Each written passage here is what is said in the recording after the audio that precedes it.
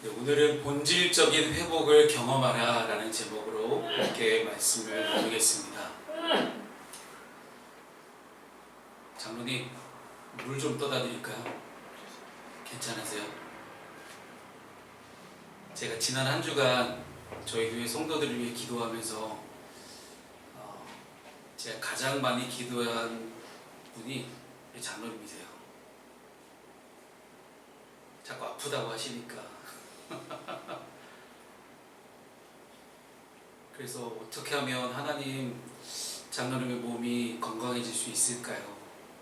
어떻게 하면 우리 장로님이 더 이상 아픔이 없이 건강하게 다시 회복돼서 옛날처럼 도시공사에서 길거리를 누비며 활약했던 그때로 다시 하나님 몸이 회복될 수 있을까요? 하면서 지난 한 주간 장로를 위해서 제일 기도를 많이 했던 것 같습니다. 또 하나 지난 주간에 우리 김수인 이제 중학생입니다. 3월달 이제 중학생인데 우리 수인이 생일이 있었어요. 그래서 수인이가 여기 세미나실을 빌려서 친구들하고 생일 파티를 이제 하는 거예요. 그래서 생일 파티를 할 때 이장 집사님이 애들을 다 데리고 오셨길래 이제 집사님하고 같이 떡볶이 먹으며 애들이 안 먹는 매운 떡볶이 집사님하고 먹으면서 그 얘기했습니다. 아니 어떻게 우리 교회는 성도가 그렇게 많지도 않은데 뭐 그렇게 아프신 분들이 다 이렇게 많은지 한 명도 안 아픈 분들이 없어요. 감사합니다. 귀한 성김에 감사하고요. 어쩜 이렇게 아프신 분들이 많은지 뭐 당장에 안상이는 안 아파도 안상의 어머니가 아프시고 아버지도 수술하셨고 뭐 할머니는 괜찮으신지 또 아니 이 대상포진이 어떻게 그렇게 견딜 수 있는 게 아닌데 그걸 또 견디고 참 아무튼 당사자뿐만 아니라 당사자의 뭐 부모, 형제, 친척 다 가릴 거 없이 저희 교회는 제가 기도 제목을 성도님들 기도 제목 다 하나하나 써가기 시작하잖아요. 얼마나 이게 딱 보면 종합병원이에요. 그래서 제가 진짜 종합병원 의사로서 그냥 이거는 이렇게 처방하고 이건 이렇게 처방하고 했으면 좋겠다는 생각이 들 정도로 너무 이게 많아요. 보니까 그냥 허리 하면 둘째가 하면 서러울 정도로 우리 다운이 맨날 허리 아프다고 그러고 있죠. 그냥 하치원 집사님 거의 걸어다니는 종합병원이시죠. 지금 수술을 해야 되는데 못하는 분들이 지금 2분이나 계시고 왜 수술을 날짜를 못 잡고 있는지 참 빨리 잡으세요. 집사님, 이장 집사님. 제가 왜 이렇게 아프신 분들을 위해서 기도를 하게 됐냐면요. 오늘 설교의 서두를 쓰면서 서론을 쓰면서 이 아픈 얘기를 제가 갑자기 떠오르더라고요. 우리 성도들을 위해 기도하면서 우리 성도들에게 어떤 말씀을 전할 수 있을까 이 에스라 본문을 가지고 생각을 하다가 병원이 떠올랐습니다.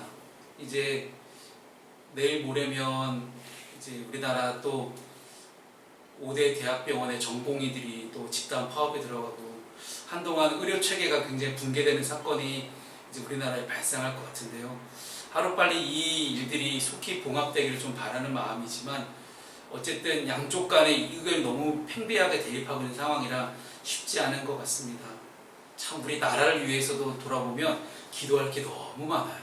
기도할 게 참 많은데 근데 우리가 몸이 아프면 병원에 가서 의사 선생님 저 어디가 아파요? 라고 얘기를 합니다. 그런데 내가 귀가 아픈데 이비인후과를 가야 되는데 정형외과를 가서 저 귀 아파요 그러면 정형외과 의사가 해줄 게 없어요. 감기에 걸렸으면 그냥 감기약 먹으면 되고 아니면 뭐 이비인후과든지 가정의학과든지 어딘 가서 항생제 처방받고 항생제의 나라 아닙니까 우리 대한민국도. 그러면 되는데 치과에 가서 치과 의사님한테 저 감기 걸렸는데 어떻게 해결해 주세요. 해결 못 해줘요. 내가 아픈 곳이 있으면 그 아픈 곳에 해당하는 병원을 찾아가서 그 전문의를 찾아가서 올바른 진찰을 받고 처방전을 받는 것이 마땅한 일입니다. 근데 우리의 인생도 마찬가지예요. 우리의 인생의 문제의 원인들이 다 있습니다. 하나님께서 사람을 만드셨기 때문에 하나님은 사람을 만드시는 가운데서 시스템적으로 구조적으로 하나님의 방식대로 살아가게끔 사람을 만드셨습니다. 그리고 이 땅 이 세상도 마찬가지입니다. 이 세상을 하나님께서 창조하시고 이 땅에 살고 있는 우리 또한 하나님 만드신 방식대로 살아가게끔 그렇게 구조를 만들어 놓으셨는데, 그 구조에서 조금이라도 벗어나게 되면 우리는 몸도 병들고 마음도 병들기 시작하는 거예요. 그래서 우리가 인생의 문제의 원인을 다른 곳에서 찾으면, 엉뚱한 곳에서 찾으면 우리는 진정한 회복과 치료를 경험하지 못하게 됩니다. 당장의 내일 일을 알고 싶다고 무당을 찾아간들 그 무당이 여러분들의 인생의 문제를 해결해 줄 수 있을까요? 절대 그렇지 않습니다. 사단 마귀는 그런 능력이 없습니다. 그런 능력이 있는 분 오직 하나님 한 분밖에 없는 줄로 믿으시기 바랍니다. 이런 거 아멘 크게 해야 돼요. 우리가 의지할 것이 하나님 한 분밖에 없다는 것을 여러분 믿으시기 바랍니다. 그래서 우리는 인생의 문제를 앞에 두고 있다면 그것이 건강의 문제이든 재정의 문제이든 어떤 문제이든지 그 모든 문제 앞에서 본질적인 해결책을 우리가 찾아가야 된다는 것을 저는 오늘 여러분과 함께 나누고 싶습니다. 가끔 우리 장로님이 저하고 물 한 잔 놓고 같이 얘기하실 때가 있어요. 거룩하게 우리가 술 한 잔하고 얘기할 수는 없잖아요, 그렇죠? 목사 장로가 물 한 잔 놓고 얘기를 하는데, 우리 장로님의 저랑 공통 부모인 대전에서 했던 얘기를 많이 하세요. 네. 왕년에 대전에서 시내를 누비면서 어떻게 전도를 했었고, 어떻게 많은 사람들을 교회로 인도하고 하나님께 인도하고 했었던 그런 과거에 대전에서의 화려했던 젊은 시절을 이제 함께 나눌 기회가 있었습니다. 그런 대전 되게 좋은 대전이에요. 어제 안상이가 갔다 왔던 그 대전은 정말 깡시골인 거고, 어제 건양대 근처에 갔다 왔대요, 장로님. 완전 아무것도 없는 시골인데, 우리가 하나님께 처음 지음을 받았을 때는 정말 완벽했어요. 하나님의 방법대로 창조를 받았을 때는 정말로 우리는 하나님 보시기에 좋았더라 했던 그런 사람이었습니다. 그렇다면 우리가 그 하나님 보시기에 좋았더라 했던 그 당시로 하나님께 정말 사랑받았던 존재, 하나님께 정말 이쁨 받았던 존재, 하나님께서 사용하시는 사람으로서의 존재, 하나님께 정말로 보시기에 좋았다고 했던 그 존재로서의 본질적으로 존재로서의 어떤 회복을 하기 위해서 그럼 우리는 어떻게 해야 될까? 오늘 저는 그 본질적인 회복에 대해서 함께 나누고 싶습니다. 그래서 오늘 이스라엘 사람들은 70년 동안 바벨론, 바사, 페르시아에 거쳐서 포로 생활을 끝내고 다시 남유다 땅으로 돌아왔어요. 남유다 땅에 돌아와서 성벽을 재건하고 성전을 재건하는 그 모든 과정 가운데서 하나님의 백성으로서의, 하나님의 사람으로서의, 하나님의 나라로서의 본질적인 회복을 꾀하고 구하고 찾고 두드리고 있는 이스라엘 사람들의 모습을 오늘 저희는 함께 보게 될 것입니다. 우리 첫 번째, 우리가 본질적인 회복을 하기 위해서 중요한 것이 있습니다. 바로 예배의 감격을 회복하라는 것입니다. 하나님께서는 우리에게 가장 먼저 예배의 감격을 회복하기를 원하십니다. 약속하셨던 대로 70년 만에 다시 유다 땅으로 돌아왔어요. 다시 그들의 삶의 터전을 되찾았습니다. 그러나 그들이 단순히 포로로 잡혀갔던 땅에서 본래의 고향으로 삶의 터전이 바뀐 것 자체가 중요한 것이 아니라는 거예요. 하나님께서 돌아온 그들에게 가장 먼저 하게 하신 일이 무엇입니까? 바로 성전, 하나님의 성전을 재건하는 것이었습니다. 오늘 본문의 14절과 15절 말씀을 함께 읽습니다. 시작. 하나님의 장로들이 선지자 학개와 이도의 손자 스가랴의 권명을 따랐으므로 성전 건축하는 일이 형통한지라. 이스라엘 하나님의 명령과 바사왕 고레스와 다리오와 아닥사스다의 조서를 따라 성전을 건축하며 일을 끝내되 다리오 왕 제6년 아달월 3일에 성전 일을 끝내니라. 아멘. 하나님께서는 많은 선지자들에게 성전 재건을 명령하십니다. 그 선지자들은 이스라엘 사람들을 향해서 우리 조금만 힘을 내서 성전 재건을 해봅시다. 이것이 하나님의 뜻입니다라는 것들을 계속해서 말합니다. 그리고 결국 성전 재건이 잘 이루어질 수 있도록 하나님은 도우셨습니다. 여러분, 성전이 재건되었다는 것은 무엇을 의미합니까?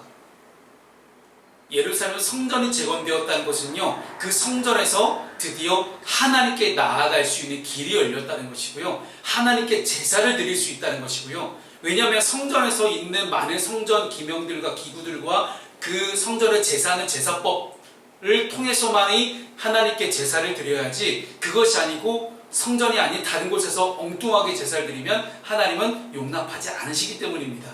그래서 이 성전이 재건되었다는 것은요, 제사가 회복되었다는 것이고, 지금으로 말하면 예배가 회복되었다는 뜻입니다. 하나님의 임재의 자리, 하나님을 경배하는 자리, 하나님을 섬기는 자리, 하나님께 감사하는 자리가 회복되었다는 것입니다. 이스라엘이 멸망해서 이방인들이 포로가 되었던 이유가 무엇입니까? 그들이 그 모든 땅을 다 잃어버리고 다 죽고 모든 것이 황폐화되었던 그 이유가 무엇입니까? 바로 하나님께 대한 온전한 예배, 하나님을 향한 진정한 삶의 예배가 무너졌었기 때문에 그들은 하나님께 심판을 받을 수밖에 없었던 것입니다. 그리고 하나님은 그 자리에서 하나님이 성전까지 다 직접 무너뜨려 버리십니다. 그리고 그들은, 이스라엘 사람들은 하나님의 성전 없이 이방인의 땅에서 성전을 재건하지도 못하고 제사를 드리지도 못하고 그저 70년 동안 기도만 할 뿐이었습니다. 그때 그들은 무엇을 깨달을까요? 뭐가 진짜 소중했던 것인지, 예배를 못 드리고 나니, 제사를 못 드리고 나니, 진짜 뭐가 중요한지를 그때 깨달았다는 거예요. 사랑하는 여러분, 우리의 삶에서 진짜 회복되어야 될 것이 무엇일까요? 그것은 우리의 삶에서 부족하다고 느끼는 많은 부분들을 우리는 개선하려고, 회복하려고 애를 쓰지만, 인간관계를 회복하려고 하고, 나의 감정을 회복하려고 하고, 경제적 여건을 회복하려고 우리는 많은 애를 씁니다. 때로는 그러한 노력들이, 인간적인 노력들이 결실을 맺는 것처럼 보이기도 합니다만은, 그러나 진짜 회복되어야 될 것, 그 본질적인 것들을 내가 해결하지 못하면 질병은 계속 재발합니다. 질병은 본질적인 그 질병의 뿌리가 확실히 제거되지 않으면 계속 재발될 수밖에 없다는 거예요. 그래서 우리의 삶에서 정말로 회복되어야 될 것, 본질적인 것을 해결하지 않고 우리는 인생이 변화될 수가 없다는 것입니다. 많은 이스라엘 백성들이 단순히 그 포로로 있던 그 땅에서 고향으로 돌아왔구나, 내 삶의 터전을 내가 다시 한번 되찾았구나, 그런 것에만 만족했다면 어떻게 됐을까요? 정말 그들이 그냥 젖과 꿀이 흐르는 땅, 이 하나님 허락하신 가나안 땅에서 잘 먹고 잘 사는 것, 다시 자기의 땅에서 살아가는 것이, 그것이 포로 귀환의 유일한 목적이었을까요? 아니라는 거예요. 내가 다시 돌아온 땅에서 나 혼자 잘 먹고 잘 사는 것은 본질적으로 아무것도 회복될 수가 없는 그러한 상황입니다. 오히려 그 페르시아 땅에서 페르시아의 관리로서, 귀족으로서 잘 먹고 잘 살던 사람들이 있었어요. 근데 그들도 다시 돌아왔잖아요. 이 돌아온 예루살렘 땅에는 아무것도 없었습니다. 그저 황폐했을 뿐이에요. 하나님은 우리가 근시안적인 시각에서 벗어나 멀리 보기를 원하십니다. 아브라함에게는 정말 눈으로 봤을 때 좋아 보였던 땅이 있어요. 그것이 바로 소돔과 고모라였습니다. 누가 봐도 너무 잘 사는 땅이었어요. 화려했고요, 모든 것이 풍족했던 땅이 소돔과 고모라였습니다.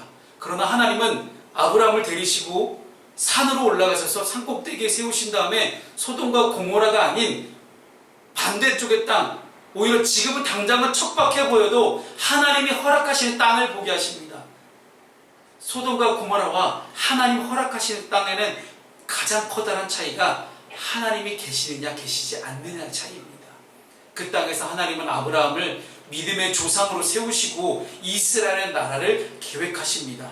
그리고 이스라엘 중심으로 하나님의 나라를 세워가기를 원하셨습니다. 비록 중간에 이스라엘 백성들이 하나님을 섬기는 것이 아니라 하나님도 섬기고 우상도 섬기는 그런 잘못을 범해서 바벨론에게 멸망을 당하긴 했지만, 하나님은 다시 이스라엘 사람들을 70년 만에 다시 돌아오게 하셔서 하나님을 예배하고 하나님께서 다스리실 수 있도록 주권을 내어드릴 수 있는 하나님의 자녀로서 다시 만들어 가시는 것들을 계획하시고 270년 전에 그것들을 예언하셨던 것입니다. 따라서 하나님께서 지금 이스라엘 백성들을 귀환시킨 것은 야, 고생했다. 고생했으니까 70년 만에 다시 돌아와라. 이제 어두운 터널을 지나서 밝은 미래를 꿈꾸라는 의미로 그냥 툭 던져주신 것이 아니라는 거예요. 그동안의 실패를 교훈 삼아서 70년 동안 너희들 성전 없는 이 바벨론 페르시아 땅에서 예배 못했지? 이제 거룩하게 예배하자. 하나님의 손에 모든 것을 맡겨둘 수 있는 그런 나라를 다시 한번 세워보자. 우리 다시 한번 이 실패를 디딤돌 삼아서 한번 잘해보자 하는 그런 의미로 이스라엘 사람들을 부르시고 그 시작은 바로 예배의 회복이었습니다. 예배는 하나님과의 만남입니다. 우리가 이 시간 이렇게 함께 만나는 것은 하나님과 함께 하기 위함입니다. 하나님께 우리의 마음을 드리고 하나님 마음을 알고 하나님 뜻을 알고 하나님의 뜻을 일주일간의 삶 가운데 실천할 수 있는 저와 여러분 되시기를 주님의 이름으로 축복합니다. 그 시작은 항상 예배의 회복입니다. 두 번째는 무엇이 회복되어야 될까요? 헌신된 마음이 우리는 회복되어야 됩니다. 예배의 회복, 예배의 감격을 회복된 그 이스라엘 사람들에게 16절 말씀해 봤더니요, 사로잡혔던 자의 자손들이 즐거이 하나님의 성전 봉헌식을 행하니 라고 말씀하고 있습니다. 즉 성전 건축이 다 완료된 다음에 성전을 하나님께 올려드리는 봉헌식을 했다는 거예요. 그 다음에 17절과 18절 말씀을 함께 우리 읽어볼까요? 자, 시작.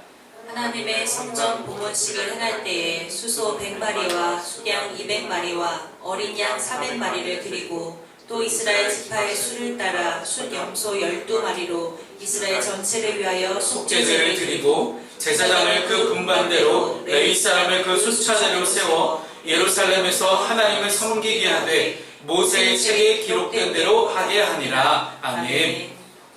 여러분, 이스라엘에서 첫 번째 성전은 솔로몬 왕이 지었던 성전이에요. 세계에서 가장 크고 웅장했던 위대했던 성전의 모습이었습니다. 그 솔로몬 성전은 그 무엇과도 비교할 수 없는 엄청 커다랗고 화려했던 성전이었지만 지금 포로에서 돌아온 이스라엘 사람들이 다시 지은 이 성전은 스룹바벨이라는 사람이 총독으로 있을 때 지었던 성전이라고 해서 스룹바벨 성전이다라고 이렇게 부릅니다. 그리고 이 스룹바벨 성전도 이후에 로마와의 전쟁을 통해서 무너지고 난 다음에 그 이스라엘 땅을 통치하고 있었던 이제 로마의 대리 통치자 헤롯 대왕이 이스라엘 사람들의 마음을 환심을 사기 위해 다시 지어주기 시작합니다. 그래서 성전은 처음에 커졌지만 그 다음에 작아지고 그 다음에 더 작아지고, 그래서 처음에 솔로몬 성전, 수르바벨 성전, 그 다음에 헤롯 성전 이렇게 보통 부르는데 갈수록 크기는 작아집니다. 근데 오늘 어쨌든 이 성전을 짓고 나서 보니 솔로몬 성전의 봉헌식 때 사용되었던 제물에 비하면 너무 초라해요. 너무 초라하지만 포로로 끌려갔다 온 사람들이 무슨 재산이 있겠습니까? 없는 살림에 하나님께 그래도 성전 봉헌식을 하면서 각자 헌신된 마음을 가지고 하나님께 예물을 봉헌합니다. 하나님께 대한 헌신의 마음이 회복된 것입니다.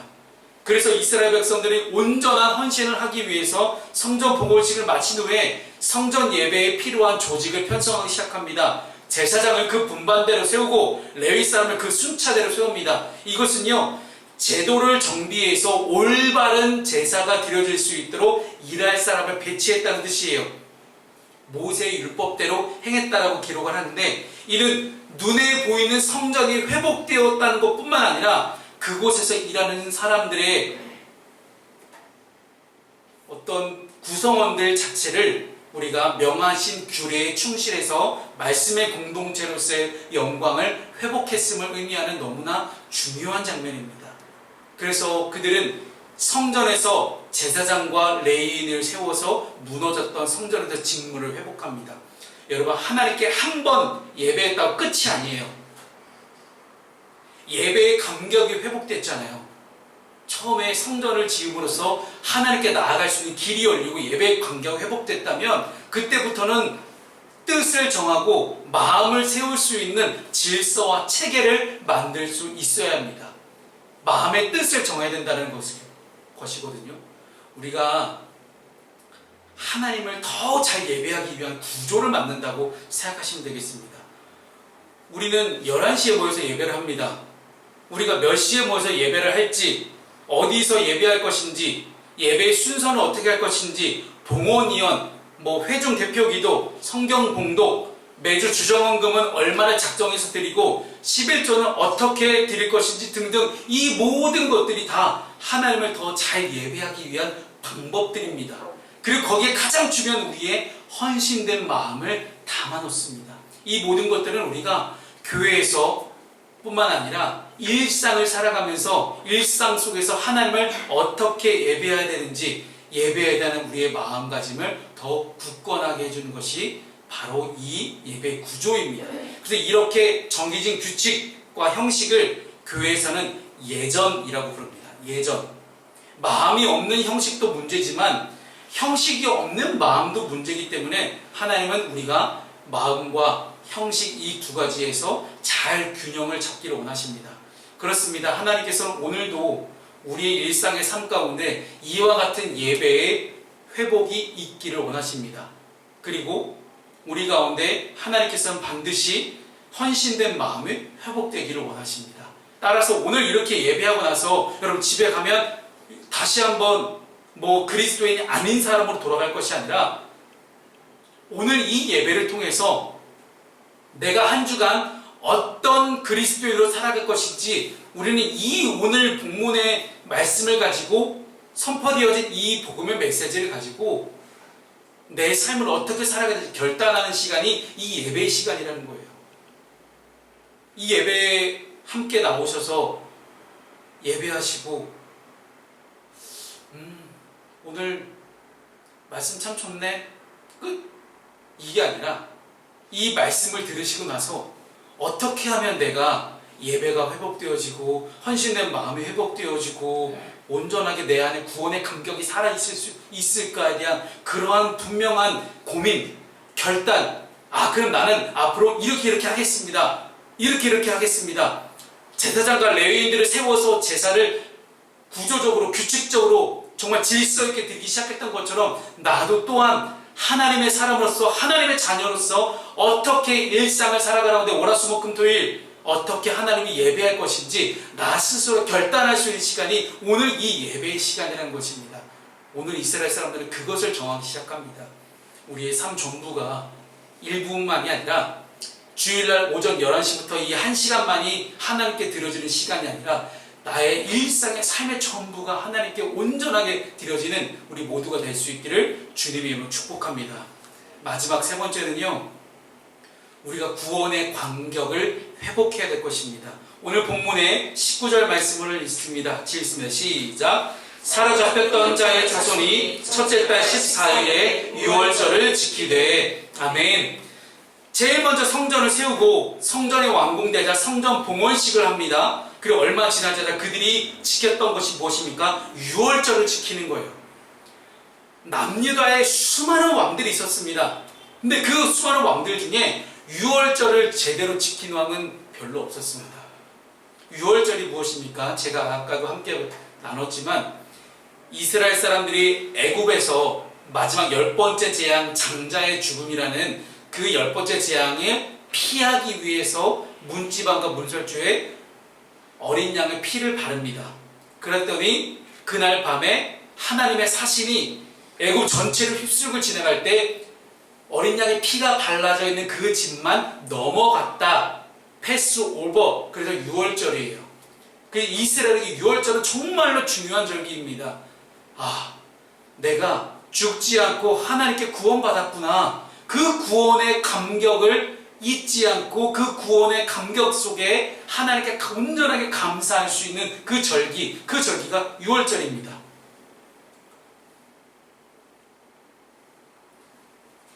그래서 이 유월절은 애굽에서 종노릇하던 이스라엘 사람들을 건지신 사건이며 어둠의 권세로부터 해방되어 빛의 자녀가 된 사건이 유월절입니다. 그들은 지금 자신들이 어떠한 구원으로 어떻게 하나님의 백성이 되었는가를 기념하고 있습니다. 그들은 다시 한번 자신들을 포로에서 돌아오게 하신 온전하고 놀라운 하나님의 구원의 역사에 깊이 감사하며 유월절의 회복을 함께 기뻐하고 즐거워하는 것입니다. 오늘 본문의 22절은 그렇게 기록합니다. 즐거움으로 이레 동안 무교절을 지켰으니 이는 여호와께서 그들을 즐겁게 하시고 또 아수르 왕의 마음을 그들에게 돌려 이스라엘 하나님이신 하나님의 성전 건축하는 손을 힘있게 하도록 하셨음이었더라. 아멘. 여러분, 6월절을 하루를 지나고 나면 나머지 7일 동안 무교절을 지킵니다. 그래서 누룩을 넣지 않는 빵만 먹어요. 그러면서 그들은 이스라엘 백성들이 애굽을 나와서 누룩을 넣지 않는 그 무교병 빵을 먹으면서 하나님의 구원에 대해 감사했던 것을 떠올리며 지금 그 하나님께서 나를 또 구원하셨구나 하는 그 구원의 감격 속에 그들은 일주일간을 하나님과 함께 보내는 것입니다. 사랑하는 성도 여러분, 하나님께서는 지금 우리가 이러한 구원의 감격을 회복하기를 원하십니다. 우리의 정체성을 회복하기를 간절하게 원하십니다. 우리는 세상에서 기쁨과 만족을 얻고자 여기저기 헤매고 다닙니다. 우리를 감동시킬 수 있는 것들, 나를 만족시킬 수 있는 그런 도파민이 뿜뿜 생성될 수 있는 그런 것들을 우리는 찾아다닙니다. 그러나 그 어디에도 진정한 감동, 진정한 감격, 진정한 기쁨, 진정한 즐거움, 진정한 회복은 없습니다. 일시적이고 표면적이며 금방 퇴색되려는 것들 뿐이 없습니다. 그러나 여러분, 하나님께서는 우리에게 영원토록 감격하며 찬양할 제목을 우리에게 주셨습니다. 그래서 요한일서 3장 1절 말씀을 함께 우리 읽어보겠습니다. 시작! 보라, 아버지께서 어떠한 사랑을 우리에게 베푸사 하나님의 자녀라 일컬음을 받게 하셨는가. 우리가 그러하도다. 그러므로 세상이 우리를 알지 못함은 그를 알지 못함이라. 아멘. 우리는 하나님께 다 사랑받은 자녀들입니다.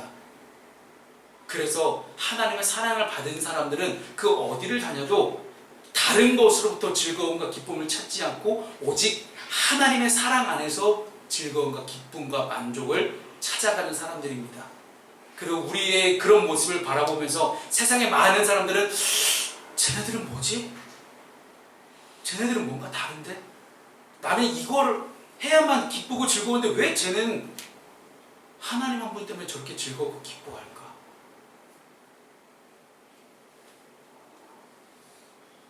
여러분, 구원의 순간이 단순히 과거의 한 점에 불과하다면 우리는 구원을 잘못 알고 있는 것입니다. 하나님의 자녀가 되었다는 것은 마치 우리가 하루 세끼 밥을 먹는 것을 당연하게 여기는 것처럼 너무 우리가 이 구원에 대해서 당연하게 생각하고 있지는 않은가요? 과거에 내가 예수 그리스도를 믿음으로 주라고 고백했던 그 믿음의 고백 하나를 가지고 평생 난 구원받았어 라고 여러분 울고먹는 그러한 신앙적인 교만을 우리가 하고 있지는 않습니까? 하나님은 우리가 이 구원의 은혜에 대한 감격으로 시작하기를 원하십니다. 매일매일 우리가 하루를 살아가면서 구원받은 그 은혜의 감격에 겨워서 하나님 오늘도 너무 감사합니다. 하나님 오늘도 너무 감사합니다. 하루를 시작하면 여러분 감사로 시작하십니까? 아니면 아휴 오늘 하루 또 어떻게 살지? 그런 마음으로 시작하십니까?